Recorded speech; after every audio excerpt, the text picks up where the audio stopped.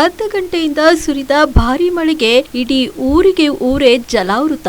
ಶಾಲೆ, ದೇವಸ್ಥಾನ, ಮನೆ ಯಾವುದನ್ನು ಬಿಡದೆ ನುಗ್ಗಿದ ಮಳೆ ನೀರು ಅರ್ಧ ಗಂಟೆಯಲ್ಲಿ ಇಡೀ ಊರೇ ನದಿಯಂತೆ ಆಯ್ತು. ಊರಿನ ಜನ ಮಳೆಯ ಆರ್ಭಟಕ್ಕೆ ತತ್ತರಿಸಿ ಹೋದರು. ಎಲ್ಲಿ ಯಾವ ಊರು ಅಂತೀರಾ? ಈ ಸ್ಟೋರಿ ನೋಡಿ.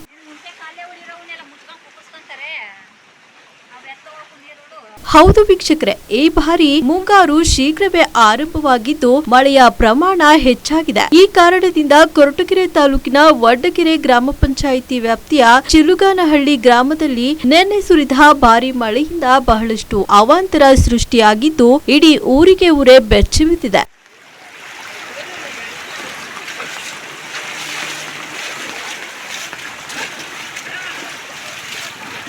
ಗ್ರಾಮ ಪಂಚಾಯಿತಿ ಸದಸ್ಯ ನರೇಂದ್ರ ಅವರ ಫೋನ್ನಲ್ಲಿ ಸೆರೆಯಾದ ದೃಶ್ಯವಿದು. ಮನೆಗೆಲ್ಲ ಮಳೆ ನೀರು ತುಂಬಿ ಮನೆಯಲ್ಲಿದ್ದ ಕೆಲ ವಸ್ತುಗಳು ಹಾಳಾದರೆ ಆ ನೀರನ್ನ ಹೊರಹಾಕಬೇಕಾದ ಪರಿಸ್ಥಿತಿ. ಒಟ್ಟಾರೆ ಹೇಳಬೇಕಾದ್ರೆ ನಿನ್ನೆ ಗ್ರಾಮದ ಜನರು ಪರದಾಡುವ ಪರಿಸ್ಥಿತಿ ಎದುರಾಗಿತ್ತು.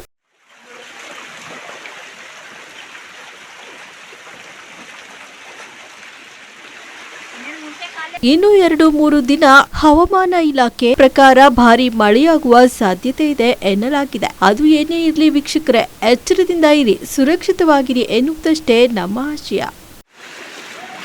ಇಲ್ಲಿ ಒಳಗೆ ಬರ್ತಾ ಇದೆ. ಬರ್ರಿ ಬರ್ರಿ ಬರ್ರಿ